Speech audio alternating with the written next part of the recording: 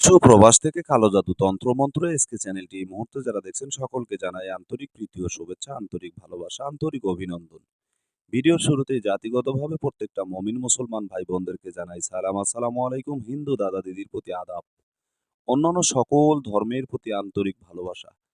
ভিডিওর শুরুতে একটি কথাই বলবো যে যদি ভিডিও যারা দেখছেন যে যেখান থেকে দেখেন, দেশ ও প্রবাস থেকে যে যেখান থেকে ভিডিওটা দেখছেন, যদি চ্যানেলে নতুন হয়ে থাকেন চ্যানেলটা সাবস্ক্রাইব করবেন, পাশে থাকা বেল আইকনটি বাজিয়ে দেবেন যাতে নিত্য নতুন ভিডিও সবার আগে সবার প্রথমে নোটিফিকেশন আকারে আপনি পেতে পারেন।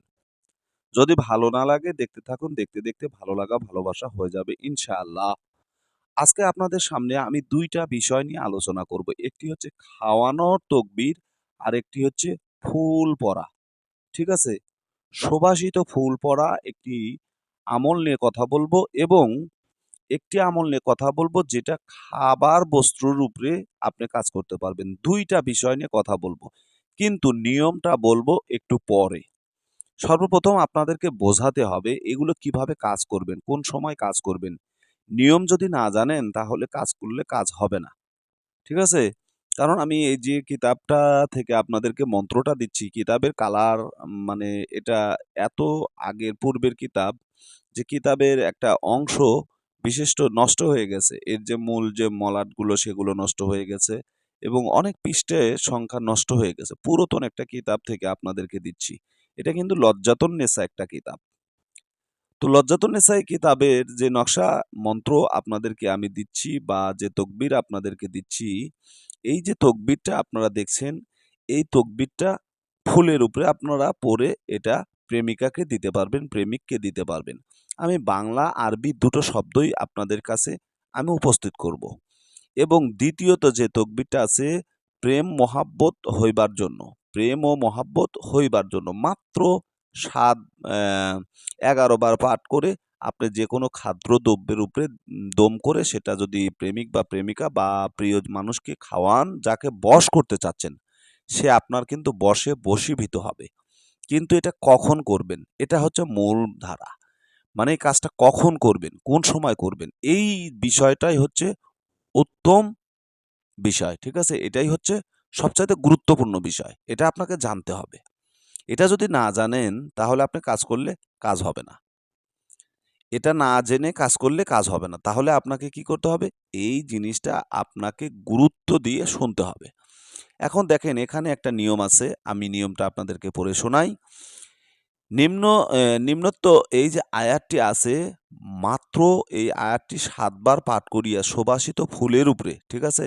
৭ টি সুবাসিত ফুলের উপরে যদি প্রতিবার দম করিয়া যাহাকে উহার সুগন্ধি সঙ্গাইবে, সে তাহার মহাব্বতে অস্থির হইয়া যাইবে। দোয়াটি এই। এটা একটা দোয়া।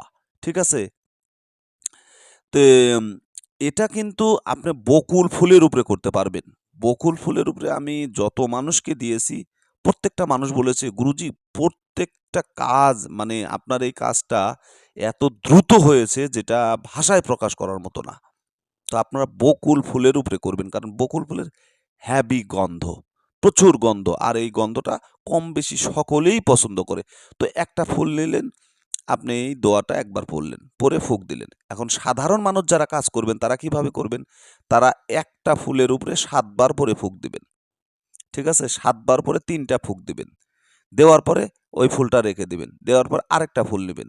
তাহলে ৭ ৭ টা ৪৯ বার আপনি পরে ফুঁক দিয়ে সেই ৭ টা ফুল যার হাতে ধরে দিবেন, দেওয়া মাত্রই সে আপনার প্রতি দুর্বল এবং মহাব্বতে পাগল হয়ে যাবে, অস্থির হয়ে যাবে।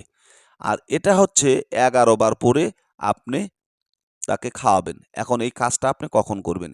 এই কাজটা আপনাকে করতে হবে খুব ভোরবেলা। কিন্তু এই কাজ যারা করবেন, তারা করবেন কখন? এই কাজটা আপনাকে করতে হবে রাত ১২টার পর। রাত ১২টার পরে এই কাজটা করবেন। আর এটা করবেন ভোরবেলা। সূর্য ওঠার পূর্বে এই কাজটা আপনাকে করতে হবে।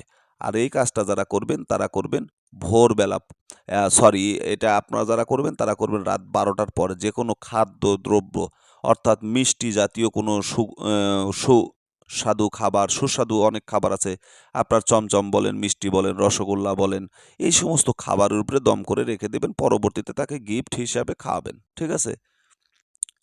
তো আশা করি বুঝতে পেরেছেন। ভালো থাকুন, সুস্থ থাকুন। আল্লাহ হাফেজ।